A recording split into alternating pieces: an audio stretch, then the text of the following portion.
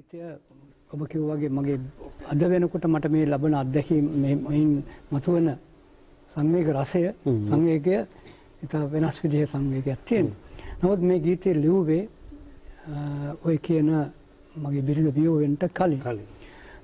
වනසිරසක තුරු සෙවණැලි අතරේ ගී ගයමින් හිඳ මාතුරුලේ යන්න ගියාම කියලා කිව්වේ.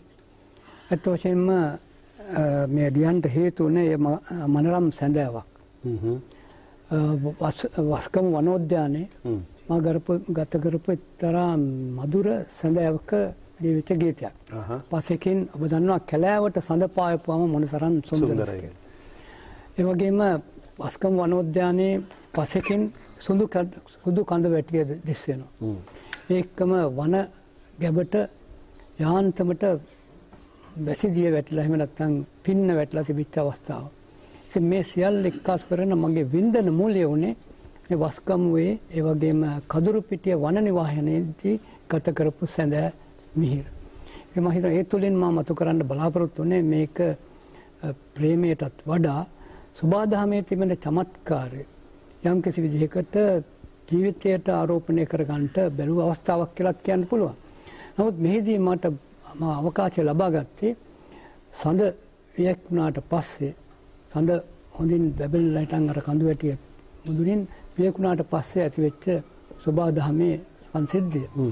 ඒ වගේම මම හිතනවා මෙහිදී මට මම දැන් මේ කියවද්දී මට පෙනී ගිය එකක් තමයි සමහර විට මට විතරක් නෙවෙයි මේ රට ලෝකේ ඉන්න හුඟක් කලාකරුවන්ට බලපාලා තිබෙනවා ඔමාර් කයියාම්ගේ දර්ශනය. ඔමාර් කයියාම් අනියම් විදිහෙන්වත් බලපාලා අපි දන්නවා ඇත්ත වශයෙන්ම හුඟ දෙනෙකුට මේක බලපාලා තිබෙනවා. අපේ රටේ කලාකරුවන්ට විතරක් නෙවෙයි විදේශීය කලාකරුවන්ටත් බලපාලා තිබෙනවා ඔමාර් කයියාම්.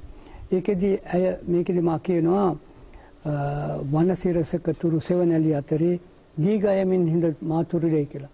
මහගමසේකරත් ඕක කිව්වා. ඔබ මාස් තුරුලේ ගී ගයනා වේලේ මේ වන රුද මට ස්වර්ග රාජ්‍යයේ සුරංගනාවියනේ කියලා. ඉතින් මම හිතනවා මේ ඔමාර් කයියාම්ගේ ඒ දර්ශනය තමයි මා දැක්කා ඔය මේ විශේෂ මුදුපුත්තු නිර්මාණයට මූලික වුණ නිර්මාණකරුවත් මේක ස්පාඤ්ඤ නිර්මාණකරුවෙක්. ඔහුත් මේ අත්විඳලා තිබෙනවා මේ ඔමාර් කයියාම්ගේ දර්ශනය. හැබැයි ඔමාර් කයියාම්ගේ දර්ශනය මේ මහේෂ් මම හිතනවා මේ සුඛ ආස්වාදයේ පමණක් නෙවෙයි. ඒ තුළින් මම හිතනවා විතර ගැඹුර ජීවන දර්ශනයක් මවලපාන. ඔහු කියන්නේ ජීවිතයේ අනිත්‍යතාව තමයි මේ තුලින් මතු කරන්න ඔහුගේ නිර්මාණ තුලින්. නමුත් අපි සමහර අවස්ථාවලදී ඒක අමතක කරලා බැලඳගන්නේ ඔමාර් කයියාම්ගේ වෙනත් ඔය සුඛාස්වාදයේ සඳහා වෙන කොටස විතරයි. මම හිතනවා ඊට වඩා ගැඹුර දෙයක් ඔහු ඒක සරච්චන්ද්‍රතුමා අවබෝධ කරගෙන තිබ්බා. ඔහුගේ ප්‍රේමොත්තෝ ජයති සෝකෝ කියන නාටකේ ඔහු පාවිච්චි කරනවා ඔමාර් කයියාම්ගේ දර්ශනය එක්තරා විදිහකින් එක්තරා ගීයකට. හොඳයි දැන් ඔබ හාහපුරා කියලා තෝරගත්ත ගීතයේ ඔබේම පද රචනාව එච්.එම්. ජයවර්ධනයන් තමයි සංගීතවත් කළා තියෙන්නේ. එහෙම නේද අමරසිරේ? ඔව්. මොකද මේ මට මතකයි මේ අපි තුන්දෙනාගේම දවයිපොත සිද්ධියක් මේ ගීතය තුල තියෙනවා. මේ අර අපේ මානි බ්ලොස්සිංහ සෝරියගේ අභාවය පිළිබඳ පෙර දැනුම් දීමක් මොනයි වගේ මේ ගීතයෙන් අපිට දැනුනේ. ඔව්. හොඳයි එහෙනම් අපි අද සිහිනේ කිරයි වැඩසටහනේ. ඔව් මම හිතනවා මහේෂ් ඒ ගීතේ මා ලියා දුන්නාට පස්සේ එච්.එම්. ජයවර්ධන එකට තනුව දාන්න ගිහිල්ලා. ඒ ඔහු අත්හැරලා දාලා හිටන් ගියයි කියලාත් කතාවක් තියෙනවා. ඊට පස්සේ මම හිතනවා ඒ අනිත් එක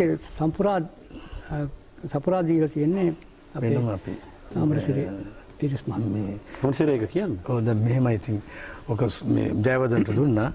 ජයවර්ධන ඔක අරගෙන ගිහිල්ලා ඉතින් ශබ්දාගාරයට ආව පටිගත කරන දවසේ. ඇවිල්ලා මේ අවුල්ලුච්ච හිසකින් යුතුව ආවේ. එලක අනේ අයියා මට මොකද්ද අමුත්තක් දැනෙනවා කිව්වා. එහෙම තමයි කිව්වේ. මට මොකද්ද අමුත්තක් දැනෙනවා මට මීට වැඩි නම් මේකට මොනවත් දෙයක් කරන්න බෑ. මම මේ කොටස් දෙකක් පොඩ්ඩක් මියා කළා තියෙනවා. පොඩි ලයින් එකක් දීලා තියෙනවා මියුසික් වල. මේක පුළුවන් නම් ඕනයි කරගන්න කියලා. ඉතින් අපි ඒකට තේරුම් ගත්තා අපි මම හිතුවේ වෙන දෙයක් ඉතින් එයා ඉතින් මොක මේ උමනාවෙන් කරන්නේ නෙමෙයි. ඉතින් පස්සේ අපි ඒකට අවශ්‍ය අනිත් දේවල් දාගෙන අවශ්‍ය මේ සංගීත කණ්ඩායම් පෙළ පටිගත කරගත්තා. ඊට පස්සේ අපිට ආරංචි වුණා සතියකට විතර පස්සේ මේ ඇමරිකාවේදී මාලිනී ප්‍රසිංහල සොයුරිය අභාවප්‍රාප්ත වුණා කියලා. සුනිල් සර් මේ දැන් මේ ගීතය ඇත්තටම ඔබ කිව්ව විදිහට ලොකු මහා දැවැන්ත වියෝවක් තියෙනවා. මේ ගීතයේ තුල තියෙන අන්තර්ගතයට දැන් අද වෙනකොට ඔබේ ජීවිතයේ කිසියම් ලෙන්ගතුකමක් කිට්ටුකමක් බැඳීමක් තියෙනවා. ඔව් මේ වදනින්ම මම හිතනවා ඒක සම්බන්ධ වෙනවා. යලි කවදාවත් හමු නොවනා බව මද පවනක් හිස අතගා කීවද අදහා ගන්නට නොහැකිය කිසි දෙන ඇය යලි නොයතයි දිම්හානිට පෙර කියලා. මගේ බිරිඳගේ විවත් සමගම විගීතයේ තිබෙන ඒ අත්දැකීම වෙනත් විදිහකට රසයක් මට මතු කරනවා. රසයක්වත් නෙමෙයි වියෝව පිළිබඳව යම්කිසි ශෝකාන්ත හැටි දක්වන්න පුළුවන්. මොකද මම පෞද්ගලිකව දන්නවා ඔබ දැන් තමන්ගේ ප්‍රිය බිරිඳ වෙන්වීම හෝ සැමියා වෙන්වීම හැමෝටම පොදු දුක්ඛදායී අත්දැකීමක් වෙන්න ඕනේ. නමුත් ඔබ ඊටත් විශේෂයි. ඔබ ඊටමත් තවමත් අපිත් එක්ක විවිධ ප්‍රසංග වලට ගියාම අමරසිරියය එතුමා පුද්ගලිකව ඒ සම්බන්ධව තාමත් දැඩි කනස්සල්ලෙන් ඉන්නේ. මෙතරම් කිට්ටු ජීවිතයට මෙච්චර කිට්ටු ඇසුරක් ඇයගෙන් ලැබුණේ මොන විදිහටද? ඔබේ නිර්මාණ ජීවිතයටද? ඔබේ පරිපාලනමය ජීවිතයටද? ඔව් හැම දෙයකම ලැබුණා මම හිතනවා.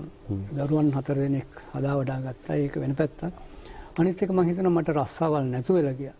ඒ අවස්ථාවලදීත් විවසන ගුණය කියන එක බොහොම තදින් තිබුණා. හැම දෙයකම විවසන ගුණය ඇයගෙන් මම ඉගෙන ගත්තා. අනිත් එක මම හිතනවා පවිත්‍ර ගැහණියක්. ඉතින් ඒ හින්දා මට අමතක කරන්න ටිකක් අමාරුයි. අනිත් එක තමයි අපි කලින් කිව්වා අර උමර් කයියාම්ගේ දර්ශනය මුළු ලෝකයේ බලපෑව ගර්ෂාලෝකා කියන කවියා ස්පාඤ්ඤේ මට හම්බුණා ඔහුගේ ලේලියක් ස්පාඤ්ඤේදී මෙඩ්රිඩ් නුවරදීත් ඒ වගේම සෙවිල් නුවරදීත් මම හිතනවා ඔහුගේ ගේ ඉදිරි පිට තාප්පේ ඈ කිව්ව එක තමයි මේ උමර් කයියාම්ගේ ගී ලියලා තිබුණා කියලා. ගර්ෂාලෝකා කාලේ මැරුන් කෑවා සිවිල් යුද්ධයේ ස්පාඤ්ඤේ. ඉතින් මේ මම හිතනවා මේ පණිවිඩය මම හිතනවා ලෝකේ හැම තැනටම බලපෑවා මේ උමර් කයියාම්ගේ දර්ශනය.